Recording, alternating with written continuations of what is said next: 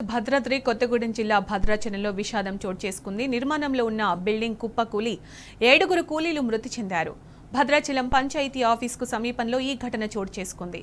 శిథిలాల కింద కూలీలు చిక్కుకోవడంతో ప్రమాద స్థలం వద్ద సహాయక చర్యలు కొనసాగుతున్నాయి.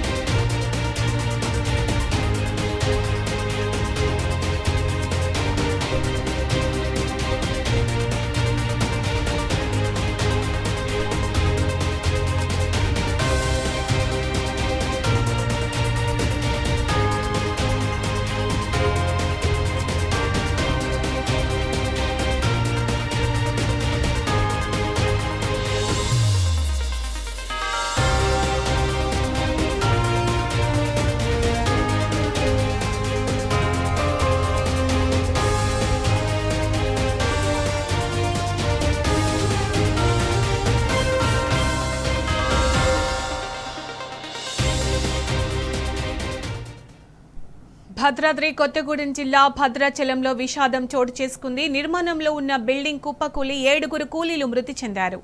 భద్రాచలం పంచాయతీ ఆఫీసుకు సమీపంలో ఈ ఘటన చోటు చేసుకుంది. శిథిలాల కింద కూలీలు చిక్కుకోవడంతో ప్రమాద స్థలం వద్ద సహాయక చర్యలు కొనసాగుతున్నాయి.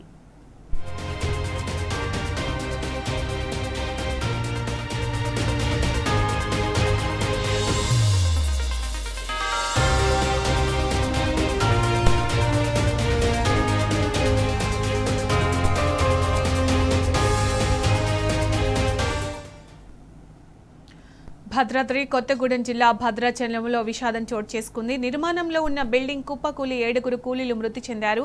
ఇదే అంశానికి సంబంధించి పూర్తి సమాచారం మా ప్రతినిధి సాంబా అందిస్తారు. సాంబా, ఈ ప్రమాదం ఎలా జరిగింది? ప్రస్తుతం అక్కడ సిచ్యుయేషన్ ఎలా ఉంది? సాంబా, సునీత, భద్రాచలం పట్టణంలో ఒక ఘోర బిల్డింగ్ ప్రమాదం జరిగింది. నిర్మాణంలో ఉన్నటువంటి బిల్డింగ్ ఒక్కసారిగా కుప్పకూలడంతో పెను విషాదం జరిగిందని చెప్పుకోవచ్చు. ఇప్పటి వరకు మనకు అందుతున్నటువంటి సమాచారం ప్రకారం శిథిలాల కింద 7 చిక్కున్నట్టుగా చెప్తున్నారు.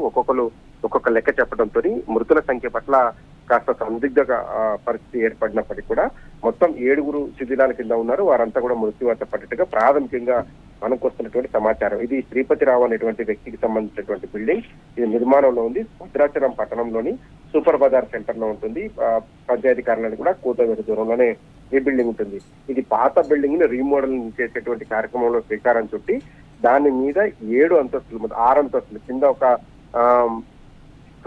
ఒక అంతస్తు, దాని మీద అదనంగా 5 అంతస్తులు వేయడంతో మొత్తం 6 అంతస్తుల బిల్డింగ్ నిర్మాణం చేపట్టారు. ఈ నిర్మాణం చేపట్టిన క్రమంలో గతంలోని ఆదివాసీ సంఘాల నుంచి ఫిర్యాదు అందినటువంటి నేపథ్యంలో ఈ బిల్డింగ్ కార్యక్రమాలు చేపట్టవద్దు, దీన్ని నిర్మాణాన్ని ఆపేయాలంటూ కూడా దీన్ని గతంలో పంచాయతీ అధికారులు నోటీసులు కూడా జారీ చేశారు. దాంతోనే ఈ నిర్మాణం కూడా కొంతకాలంగా ఆగిపోయిందని చెప్తున్నారు. మళ్ళీ దాంట్లో పనిచేసేందుకు కొంతమంది కూలీలను అక్కడ నియమించినట్టుగా చెప్తున్నారు. ఆ క్రమంలోనే ఇవాళ ఈ ప్రమాదం జరిగినట్టుగా మనకు సమాచారం ఉంటుంది. మొత్తం యజమాని ఎవరైతే శ్రీపతిరావు ఉన్నారో ఆయనకు సంబంధించినటువంటి వాళ్ళు కూడా 2 ఈ శిథిలాల కింద చిక్కుకొని చనిపోయినట్టుగా చెప్తున్నారు. ఘటనా స్థలానికి మొత్తం సహాయం తరలించారు. జేసీబీలను అట్లనే ప్రొక్లైన్లను తీసుకొచ్చి శిథిలాల తొలగింపు ప్రక్రియకు శ్రీకారం చుట్టారు. శిథిలాన్ని తొలగిస్తే తప్ప మట్టుకు అసలు దీని కింద ఎంతమంది ఉన్నారనేటువంటిది ఒక స్పష్టత వచ్చేటువంటి అవకాశం లేదు. పెద్ద ఎత్తున ఒక సహాయ చర్యలు కొనసాగుతున్నాయి. సునీత, ఆ భవనం కింద ఉన్నటువంటి అంటే స్ట్రెంత్ లేకపోవటము, ఆ భవనంలో దాని స్ట్రెంత్ కి మించి, నాణ్యతకు మించి నిర్మాణం చేపట్టడమే దీనికి కారణంగా చెప్తున్నారు. రీమోడలింగ్ భవనాన్ని ఇంత పెద్ద ఎత్తున నిర్మించడం పట్ల గతంలోనే ఆరోపణలు రావడం, ఆదివాసీ గిరిజన సంఘాలు కంప్లైంట్ చేయడంతో పంచాయతీ అధికారులు కూడా ఆపేసినట్టుగా చెప్తున్నారు. ఆపేసినటువంటి నిర్మాణాలు నిలిపేయాలంటూ నోటీస్ ఇచ్చినటువంటి బిల్డింగ్ లో మళ్ళీ ఎట్లా నిర్మాణాలు కొనసాగిస్తున్న దాని మీద ఇంకా స్పష్టత రావాల్సి ఉంది. ఘటనా స్థలంలోకి పోలీసులు అట్లాగే ఇతర సహాయ కార్యక్రమాలు చేపట్టేందుకు అధికారులు చేరుకున్నారు. ప్రస్తుతం అయితే ఇక్కడ సహాయ చర్యలు కొనసాగుతున్నాయి. అయితే భవనం కింద ఉన్నటువంటి వాళ్ళకి సంబంధించినటువంటి క్షేమ సమాచారం అయితే లేదు. వాళ్ళందరూ కూడా అంటే పెద్ద 6 అంతస్తుల బిల్డింగ్ కావడంతో వాళ్ళకి అంత కింద ఉండడంతో ఒక్కసారిగా కుప్పకూలిపోయి అసలు కనీసం అక్కడ ఉన్నటువంటి పరిస్థితి చాలా విషాదకరంగా దారుణంగా ఉన్నట్టుగా చెప్తా ఉన్నారు. ఆరుగురికి ఏడుగురు ఉంటాయి, ఏడుగురు కూడా మృత్యువాత పడి ఉంటారనేటువంటి ఒక సమాచారం ఉంటుంది. పోలీసులు ఘటనా స్థలానికి చేరుకొని ఎవరైనా క్షతగాత్రులను బయటికి తీసుకొచ్చేటువంటి ప్రయత్నం చేస్తున్నారు. కానీ భారీ నిర్మాణం కావడంతో అంత సులువైనటువంటి విషయం కాదు. ఎందుకంటే భద్రాచలంలో అందుబాటులో ఉన్నటువంటి మిషనరీని మాత్రమే వినియోగించి సహాయ చర్యలు చేపట్టారు. చాలా పెద్ద పెద్ద రాడ్స్ ఉపయోగించి ఈ పిల్లర్స్ నిర్మించినటువంటి నేపథ్యంలో వాటిని తొలగించడం అంత చాలా కష్టసాధ్యమైనటువంటి అంశంగా చెప్తున్నారు. సహాయ చర్యలను అయితే ముమ్మరం చేశారు. శ్రీపతిరావును కూడా అక్కడికి పిలిపించి బిల్డింగ్ సంబంధించినటువంటి ఎంతమంది దీని కింద ఉన్నారటువంటి సమాచారాన్ని తెలుసుకునేటువంటి ప్రయత్నం పోలీసులు అట్లాగే ఇతర పంచాయతీ సిబ్బంది మిగతా సిబ్బంది అంతా తెలుసుకునేటువంటి ప్రయత్నం చేస్తున్నారు. ఘటనా స్థలానికి వివిధ ప్రాంతాల నుంచి కూడా సహాయ బృందాలను కూడా రప్పించేటువంటి ప్రయత్నం చేస్తున్నారు. ఎందుకంటే చాలా పెద్ద ఘటన, 7 దాకా దీని కింద ఉన్నారు. వారంతా కూడా సజీవంగా ఉన్నారా లేకపోతే చనిపోయారనేటువంటిది ఇంకా స్పష్టత లేదు. కానీ 7 మృత్యువాత పడి ఉంటారని కూడా ఒక పోలీసు వర్గాలు తెలియజేస్తున్నాయి. ఎందుకంటే బిల్డింగ్ ఒకసారిగా డ్రమాలిష్ అయిపోయింది.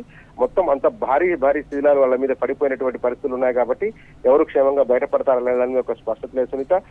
ఘటనా స్థలంలో ఒక భీతావహ పరిస్థితులు ఉన్నాయి.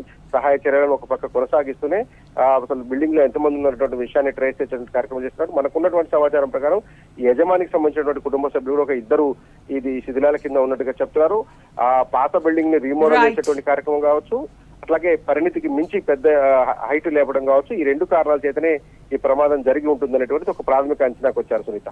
Right Samba, thank you.